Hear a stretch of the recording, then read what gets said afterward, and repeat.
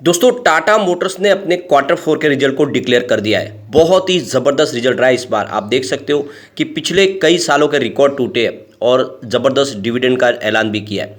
और ये काफ़ी समय के बाद जिस तरह से रिजल्ट शानदार आया है, उसके बाद में इसकी जो प्राइस है वो ऑलरेडी 52 वीक के हाई पे आ चुकी है। तो क्या इस समय इस रिजल्ट के बाद टाटा मोटर्स में इसमें खरीदारी करनी चाहिए, क्योंकि टाटा मोटर्स आने वाले समय में कुछ नए कीर्तिमान भी स्थापित कर सकता है। जिस तरह से लगातार प्रॉफिट बढ़ रहा है, पिछले क्वार्टर में ही कंपनी प्रॉफिट में आ गई थी 6 क्वार्टर के बाद, लेकिन अब की बार प्रॉफिट में और ज़बरदस्त इजाफा हुआ है। तो क्या कहना है टाटा मोटर्स के मैनेजमेंट का, और क्या इस समय हमें इन्वेस्टमेंट कर लेना चाहिए, इन सारी बातों को जानेंगे इस वीडियो के माध्यम से। दूसरी तरफ टाटा स्टील टाटा ग्रुप की सबसे पुरानी और मजबूत कंपनी है, और आप देख सकते हो कि कुछ दबाव की वजह से पिछली बार लॉस जरूर हुआ था, लेकिन इस बार कंपनी ने फिर से अच्छा प्रदर्शन किया है। और सबसे जो बड़ी बात है कि टाटा स्टील आने वाले समय में पूरी तरह से अपने सभी सब्सिडीज कंपनी को अपने आप में मर्ज करने जा रहे हैं, जिससे आने वाले समय में उनका बिजनेस बढ़ेगा। तो क्या टाटा स्टील में भी ये खरीदारी का मौका है, क्योंकि स्टॉक काफ़ी समय से 100 के मजबूत सपोर्ट के ऊपर ही ट्रेड कर रहा है। दूसरी तरफ टाटा पावर की बात करें तो ये कंपनी बहुत मजबूत है, लगातार इनकी ऑर्डर बुक मजबूत है, और एक लेटेस्ट ऑर्डर मिला इनको काफ़ी अच्छा राजस्थान में, जिसको हम इस वीडियो के माध्यम से डिस्कस करेंगे। रिन्यूएबल एनर्जी का पोर्टफोलियो इनका बहुत मजबूत है, और आने वाले 5 साल में कंपनी 75,000 करोड़ का भारी निवेश करने जा रही है ग्रीन एनर्जी के सेक्टर में। तो क्या इन्वेस्टमेंट करना चाहिए? एक और कंपनी को डिस्कस करेंगे जो यहाँ पे बहुत ही ज़बरदस्त बोनस देने जा रही है और पिछले एक साल में अच्छा रिटर्न भी दिया है। लेकिन फ्रेंड, उससे पहले अगर आप पहली बार हमारे चैनल पे आए तो चैनल को सब्सक्राइब कर दीजिए, एक बेल आइकॉन दबा दीजिए, ताकि जब भी नया वीडियो बने पहला नोटिफिकेशन आपको मिले। वीडियो पसंद आए तो लाइक शेयर जरूर कीजिए। चलो फ्रेंड्स, वीडियो स्टार्ट करते हैं। मैं हूँ आपका दोस्त SB दवे, और हमारे अपने चैनल ऑनलाइन कमाई में आपका बहुत बहुत स्वागत है। सबसे पहले टाटा मोटर्स की बात करें, स्टॉक की क्लोजिंग 513 पर थी फ्राइडे को, और आप ये देख ही सकते हो कि इसने अपना 50 रुपये का नया हाई भी बनाया। 0.43% की तेज़ी देखने को मिली थी रिजल्ट के पहले ही।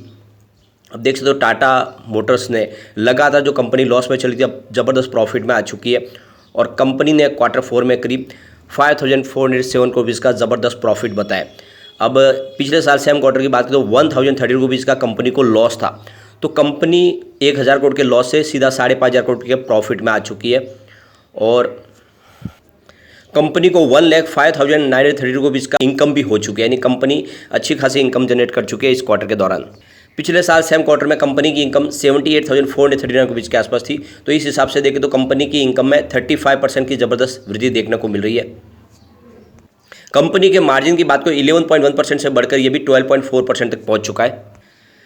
पिछले 6 साल के बाद पहली बार कंपनी वापस यहाँ पे डिविडेंड का ऐलान कर चुकी है। यानी आप देख सकते हो कि फेस वैल्यू 2 रुपीज़ के हिसाब से 100% डिविडेंड डिक्लेयर किया कंपनी ने, और टाटा डीवीआर के निवेशकों को 105% का डिविडेंड कंपनी देगी। तो ये काफ़ी शानदार बात है, क्योंकि पिछले 6 साल से कंपनी अपने निवेशकों को डिविडेंड दे नहीं पा रही थी, क्योंकि कंपनी लॉस में थी। लेकिन अब कंपनी प्रॉफिट में आ गई, तो अपने प्रॉफिट में हिस्सेदार कंपनी बना रही है, और ये काफ़ी शानदार बात है। और मैंने लगातार आपको टाटा मोटर्स में निवेश की सलाह दी हुई है कि इसमें आपको निवेश करना चाहिए।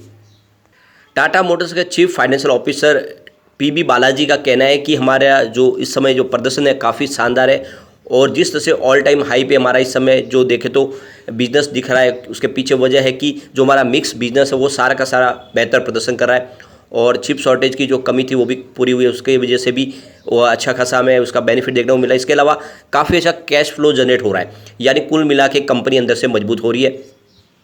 सबसे ज़्यादा फायदा हुआ इनके JLR के सप्लाई चेन से, जिसमें वो देखते हो स्टेबिलिटी आने लगी है, उसका बेनिफिट भी देखने को मिल रहा है। तो आने वाले समय इससे और बेहतर परिणाम की उम्मीद कर सकते हैं।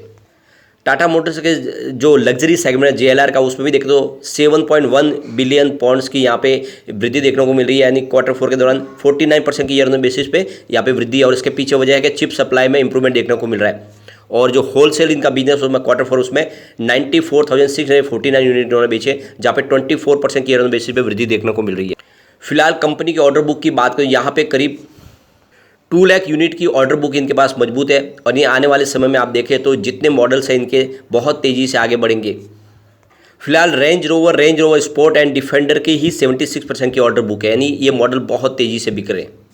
कंपनी अपने डेट को भी कम करी है, क्योंकि कंपनी के पास अच्छा खासा कैश फ्लो जनरेट हो रहा है, जिसकी वजह से वो आने वाले समय पूरी तरह से डेट फ्री हो सकती है कंपनी के कमर्शियल व्हीकल की भी बात करें तो क्वार्टर फोर में जो इनका रेवेन्यू वो 21,200 रुपीज़ के आसपास है, जहाँ पे 14.6% की अच्छी खासी वृद्धि देखने को मिल रही है, और प्रॉफिट बिफोर टैक्स इनका 1,700 करोड़ रुपीज़ के आसपास रहा है। Commercial vehicle domestic wholesale market में इनका जो सेल हुआ था वो देखें तो 1,12,500 यूनिट का इन्होंने बेचा है, जहाँ पे 2.4% की ईयर बेसिस पे वृद्धि देखने को मिल रही है।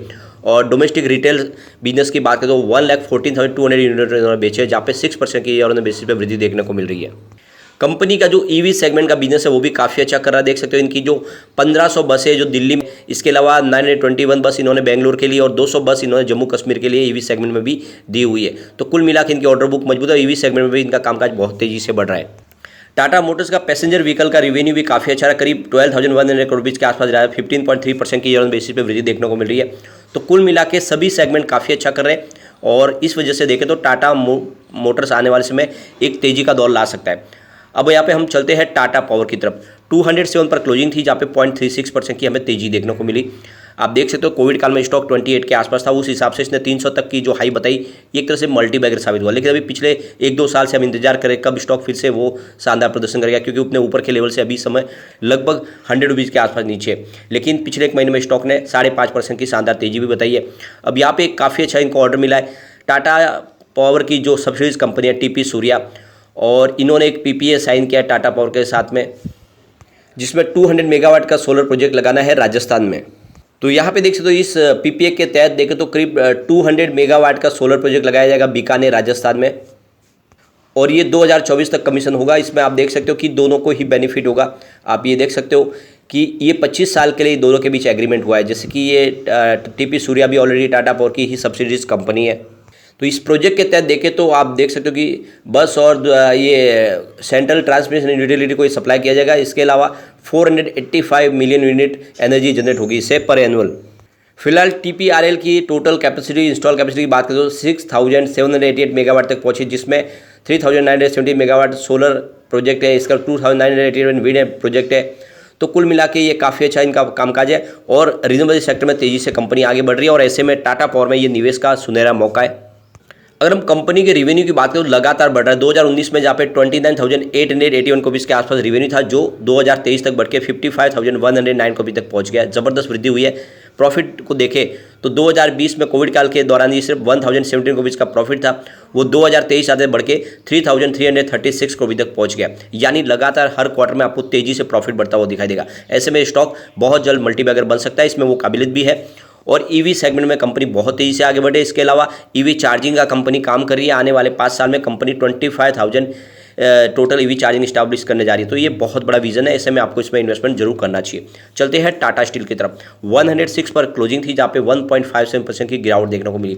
अब यहाँ पे देख सकते हो कि जो ब्रोकरेज हाउस है वो टाटा स्टील को लेकर काफ़ी बुलिश है, और उनके हिसाब से जिस तरह से डोमेस्टिक मार्केट में स्टील की डिमांड बढ़ने लगी है, जो प्राइस है वो सेटल होने लगी है, और पिछले 1 साल से स्टील सेक्टर काफ़ी अंडर वैल्यू रहा है। तो ऐसे में आने वाले समय तेजी का दौर शुरू होगा, तो बाइंग अपॉर्चुनिटी तलाशी जा सकती है। आईसीआईसीआई सिक्योरिटीज़ की तरफ से टाटा स्टील के शेयरों में इन्होंने बाय की कॉल दी हुई है, और इसके अलावा भी दूसरे स्टील के शेयरों में जिन्होंने इन्होंने यहाँ पे देख सकते उनका जो आउटलुक है वो पॉजिटिव किया हुआ है।